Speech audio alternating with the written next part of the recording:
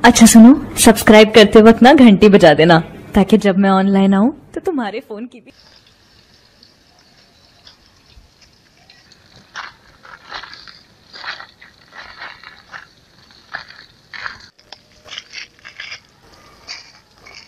अरे पहिरा,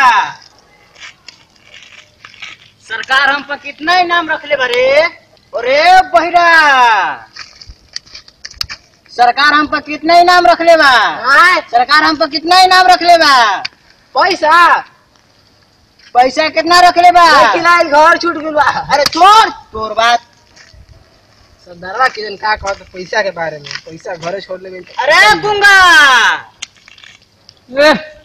सरकार हम पर कितना इनाम रख ले बरे। अरे गुंगा, हमारा बारे में तो इनाम के पता नहीं कि कितने आदमी थे। एक आदमी। अरे नरा जी सरदार, कितने आदमी थे रे। सरदार रास्ता में तो आवत रही एगो बकरी सोचल चराए के, चली बुढ़िया पीछे ले लाठी लेके खाड़ रहे। का करी, कैसे भागल भागल आए ले मरना हुई तो कोनो ठीक बा हमरा। फिर भी वापस चले आए। सरदार का करी, अपन कैसे जान बतैले है ना। ए गुंगा तो का दिन कोनो भागलो, कुछ बोलबे ना कइले है। अरे अनरा जी सरदार, जब घर में दूर दूर से जब खांसी रहे लसन तो बुढ़िया माई कहले कि चुप हो जा खांसी, जी सरदार, नहीं तो लंगड़ा सरदार आके उठवा लेगा। जी सरदार। एगो तोहनी के बारे सन ना सरदार, हमनी के ना।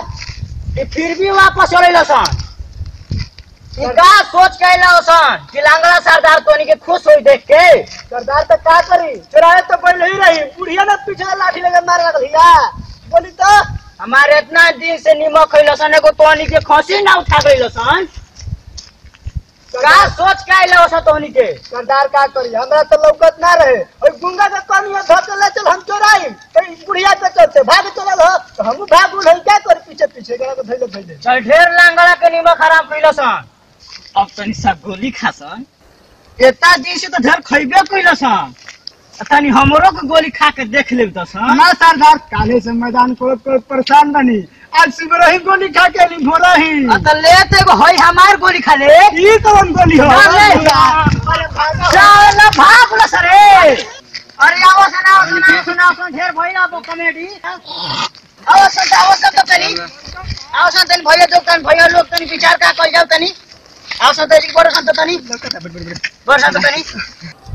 भैया कॉमेडी कैसा लागल हो। अगर बढ़िया लागल है ना तो दूर दूर तक जाके सब्सक्राइब मारी। भैया कुछ लाइक करिए, सब्सक्राइब करिए और कमेंट में लिखी कि हमने ये वीडियो कैसन बा। सब्सक्राइबर और व्यूअर आदमी कम बनाने का लागत है कि हमने के गलत चलती जा। अगर गलत बोले वाले लिखते जा चाहे बनावती जा तो बस कमेंट में जाकर लिख के बता दिया जाएगा। छोट भाई समझ के भैया माफ कर दियो। जय भीम, जय भोजपुरिया।